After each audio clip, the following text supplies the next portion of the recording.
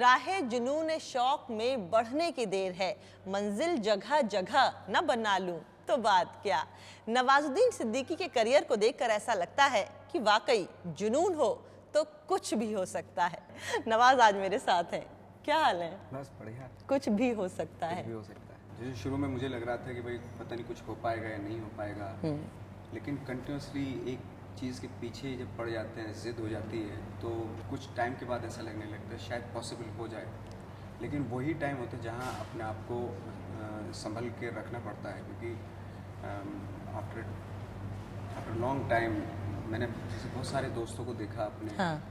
एक थोड़ी सी नेगेटिविटी आ जाती है, फ्रस्ट्रेशन आ जाता है, डिप्रेशन आ जाता है, और अरे छोड़ो यार कुछ और करते हैं। आई थिंक वही टाइम होता है जहाँ पे आपको फिर से अपनी जिद को और स्ट्रॉन्ग बनाना होता है। तो मैं थोड़ा इस मामले में थोड़ा वो रहा कि नहीं यार, मुझे चाहे पता नहीं कहाँ से ये दिमाग में आया था ख्याल कि 60 साल भी हो जाएंगे तो भी मैं यही करूँगा, और इसके अलावा दूसरा ऑप्शन मैंने छोड़ दिया था। अच्छा। दूसरा ऑप्शन है ही नहीं कोई। और एक कहावत है, ओपरा विनफ्रे ने भी कहा था कि success comes when opportunity meets preparation. Absolutely. Opportunity आपको भले ही थोड़ा देर बाद आई, लेकिन प्रेपरेशन आपकी शुरू से जारी थी। थिएटर किया, उसके बाद भी काफी काम करते रहे, राइट? ये था जब मैंने थिएटर स्टार्ट किया तो हम लोगों की आदत थी 18 घंटे किसी एक चीज़ के, किसी एक सीन के ऊपर बार बार करते रहना उसको। हाँ। मैंने NSD में हमारे बहुत सारे ऑडिटोरियम बने हुए हैं, छोटे छोटे ऑडिटोरियम भी हैं, उनको बंद करके 18 घंटे एक एक सीन पे मैं काम करता रहा। तो वो एक ऐसी आदत बन गई थी और फिर वो परमानेंट हो गई थी, क्योंकि कोई भी काम, और मुझे ये भी पता था कोई काम मुझे आसानी से तो नहीं मिलेगा, क्योंकि मेरे अंदर कोई ऐसी दिखने में कोई ऐसी ख़ास चीज़ कुछ है नहीं। तो मुझे मेरी मेहनत से ही चीज़ें मिलेगी। तो बहुत सारे, ना तो ओवर कॉन्फिडेंस था कि भाई मैं तो अच्छा एक्टर हूँ, या मैंने तो ट्रेनिंग ली है, NSD से हूँ, तो मुझे तो जाते ही मिल जाएगा काम। ना तो ये ख़यालात में था, मैं इस ख़यालात में था, और ना ये था कि भाई मेरे अंदर कुछ है, पर्सनैलिटी में कुछ खासियत है जिसकी वजह से मुझे काम मिल जाएगा। तो एक ही चीज़ थी। तो ये बात समझी। मैं आपको बताऊं कि ऋतिक रोशन का मैंने एक इंटरव्यू किया था, उसमें उन्होंने मुझे बहुत अच्छी ये बात बोली कि मुझे मालूम है कि मेरे लुक्स मुझे फेल कर देंगे, लेकिन मेरा हार्डवर्क मुझे कभी फेल नहीं करेगा। अगर ऋतिक रोशन ये बात बोल सकता है, बिल्कुल तो हम सबको बिल्कुल एब्सोल्युटली। अच्छा, ये फ्लिकी वाली रिलीज हो रही है, मैं देख रही हूँ कि सुहेल खान आपको भाई बोल रहे हैं, अरबाज खान आपको भाई बोल रहे हैं, और तो और इंडस्ट्री के सबसे बड़े भाई सलमान आपको भाई बोल रहे हैं, जबकि वो सब आपसे उम्र में छोटे नहीं हैं। बड़ी इज्जत अफजाई हो रही है भाई। खैर ये तो उन लोगों का बड़प्पन है। मैं खुद उनको भाई बोलता हूँ, चाहे सुहेल भाई हूँ, अरबाज भाई हूँ। तो ये तो बड़प्पन है, और एक अच्छा लगता है जब एक दूसरे से रिस्पेक्ट मिलती है। आई थिंक ये बहुत अच्छी बात होती है। और जब आप स्ट्रगल कर रहे थे, आपने 10 साल बाद का ये दिन कभी फोर्सी किया था कि सलमान की फिल्म होगी, अरबाज होंगे, सुहेल होंगे, लेकिन लीड हीरो आप होंगे? 10 साल पहले तो ये नामुमकिन लगता। बिल्कुल ऑफ कोर्स मेरे लिए तो मुझे लगता है कि मेरे से जितना मैंने सोचा था उससे ज़्यादा ही मिल गया, एक्चुअली ज़्यादा मिल गया। अब उससे उस प्रेपरेशन का नतीजा है। बिल्कुल। अच्छा, ये बताइए कि जैसे इसमें एक डायलॉग है आपके इसमें कि घमंड तो हम पहाड़ का भी तोड़ दें, तो क्या चीज़ है बे। पिछली बार जब मैंने आपको इंटरव्यू किया था तो आपने मुझे CD पे इसके प्रोमोट दिखाए थे, तब ये फिल्म रिलीज नहीं हुई थी। मैं दशरथ मांझी की बात कर रही हूँ।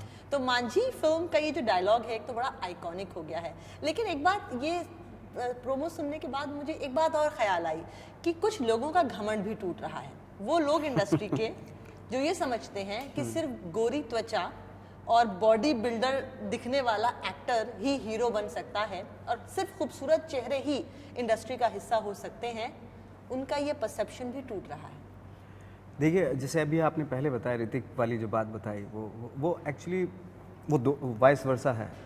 बहुत सारे लोगों को सिर्फ अपने इस वजह से, अपने अच्छे लुक की वजह से, चाहे वो बहुत अच्छे एक्टर हों, हैं, लेकिन ये अपने अच्छे लुक की वजह से उनको एक्टर दूसरे लोग उनको एक्टर नहीं बोल पाते। भले वो चाहे जितना अच्छा काम कर रहे हो, मेहनत कर रहे हो, जूझते रहना, लगातार जिद पे अपनी बने रहना, तो कहीं ना कहीं वही काम आता है। विद्या बालन ने एक बार मेरे एक इंटरव्यू में कहा था कि जब वो एक्ट्रेस बनना चाहती थी तो उनसे एक प्रोड्यूसर ने कहा था, जाके आईने में अपनी शक्ल देखो।